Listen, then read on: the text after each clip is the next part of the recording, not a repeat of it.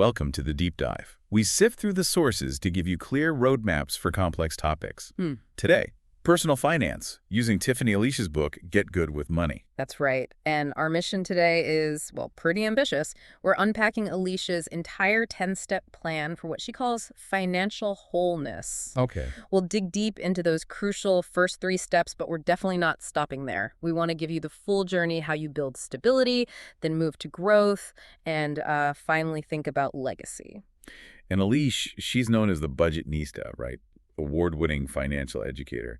I think her background is really interesting. She was a preschool teacher for 10 years. Yeah, and you can really see that in her approach. It's structured, it's accessible. She breaks down these complex money topics in a way that just clicks. Helped over 1 million women pay off debt, save money. It's impressive. So what's her core idea? What makes her philosophy stand out? Well, I think it's that she demystifies the whole thing. She stresses that getting good with money isn't, like a get-rich-quick scheme or finding some magic bullet investment. No secrets. No secrets. It's about mastering the basics, the fundamentals, predictable steps, like following a lesson plan almost. Okay, let's unpack that term she uses. Financial wholeness. What does that actually mean? It's pretty specific, actually. It means getting 10 key areas of your financial life working properly together. 10 areas, okay. And crucially, it gives you a realistic path to your goals, your dreams.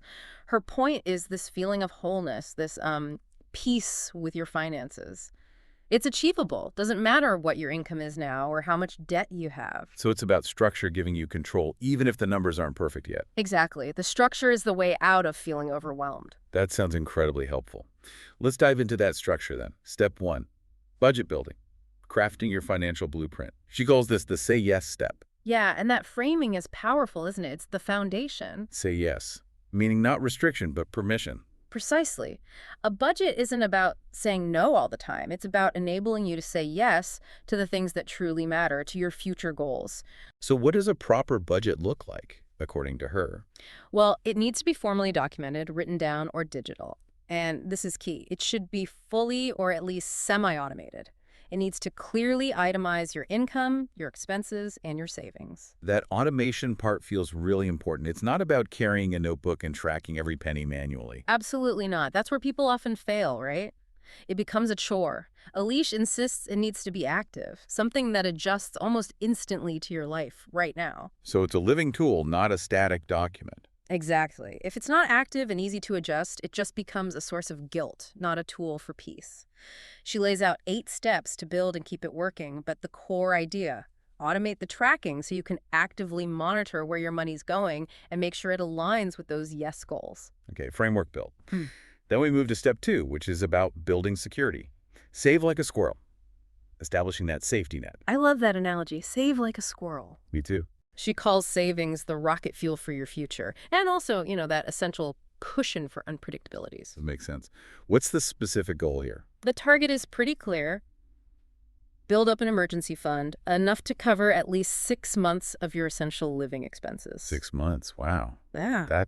That can feel really daunting for people, especially if they're just starting out or maybe still dealing with debt. Oh, absolutely. It's a huge psychological hurdle for many. So how does she address that? Does she offer a way in? She does, and her advice is really patient, I think. She explicitly calls this step a marathon, not a sprint. Okay, that takes some pressure off. Right. If 6 months feels overwhelming, just start smaller.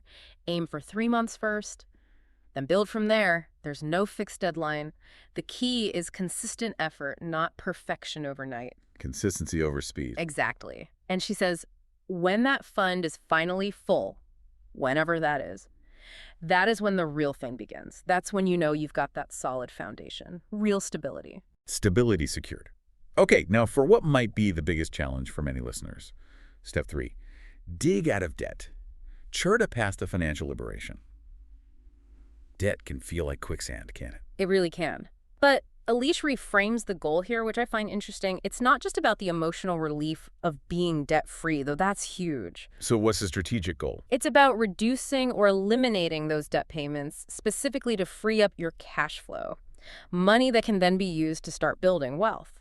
So getting out of debt is actually a wealth-building strategy in her system. I like that framing. Debt elimination as step 1 of wealth building. So how does she suggest we dig ourselves out? What's the process? It's a very clear four-step process. First, identify, know exactly what you owe to whom and at what interest rate. Total clarity. Okay, face the numbers. Second, restructure.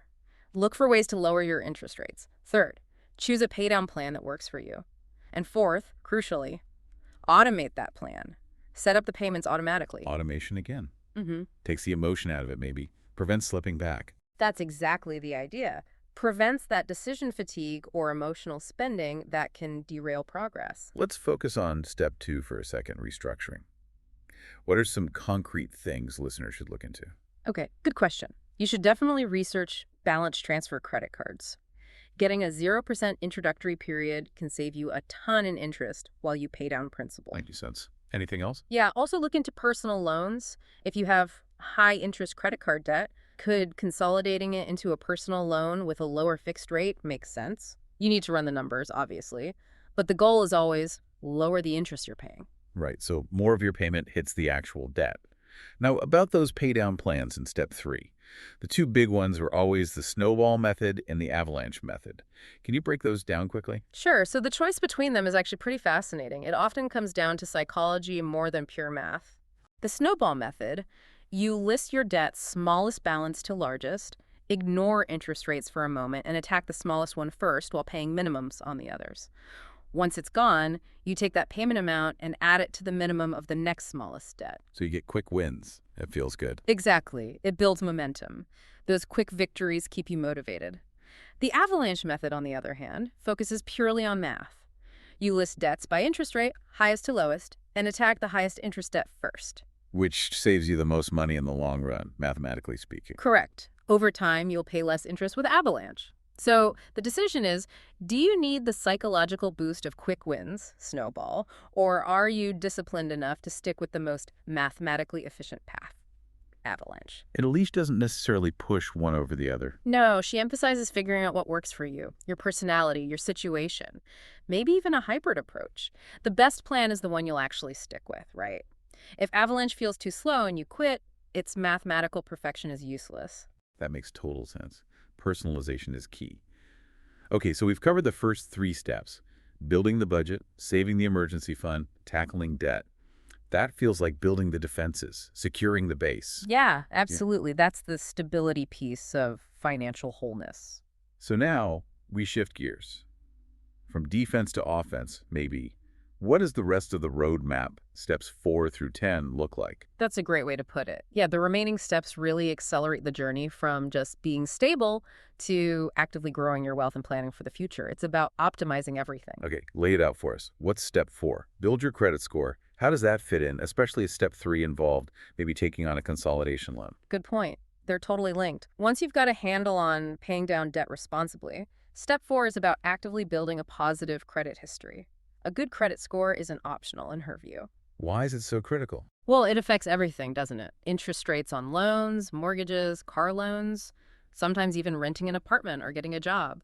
Aliche says you have to monitor it and intentionally work to improve it. It opens doors. Got it. So control debt, then build credit. What's next? Next is moving beyond just managing what you have to actively increasing your income. That's step 5, learn to earn. Okay, so not just living within your means, but expanding your means. Exactly. The sources say this is one of the most powerful ways to fast-track your financial goals.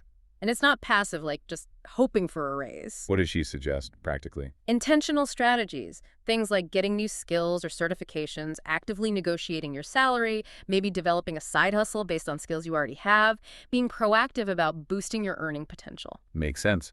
Earn more, have more to work with, which leads nicely into Step 6, invest like an insider. Now that you potentially have more income and less debt, you need to make that money work for you. Okay, invest like an insider. What does that really mean? Is it out stock picking? Not really, no. It's more about understanding the system and using it strategically. The main goal she outlines for retirement investing is simple. Have enough saved so you can maintain your current lifestyle even after you stop working. And how do you get there? Consistency and tax efficiency. She guides you towards maximizing tax-advantaged accounts first, think 401k, IRAs, and using low-cost diversified investments like index funds. The insider part isn't about secrets. It's about smart, consistent use of the tools available, especially those that save you on taxes. So automate savings, tackle debt, build credit, earn more, invest smart. What's next in protecting all this progress? That brings us to step 7. Use insurance. This is all about risk management. This stuff nobody likes paying for until they need it. Precisely. Alicia acknowledges that. Insurance feels like wasted money until disaster strikes. Life's unpredictable, so you need the right coverage, health, life, disability, home, auto, to make sure one bad event doesn't completely derail the financial structure you've worked so hard to build. Essential protection. Okay, step 8. Step 8 is establish net worth goals. This is about keeping score, really. How so? Your net worth, quite simply, your assets minus your liabilities, is the ultimate measure of your financial health.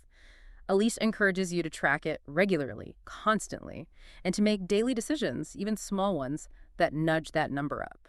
So it shifts the focus from just income or savings to the bigger picture of overall wealth. Exactly. It forces you to think long-term about building assets and reducing liabilities. Makes sense.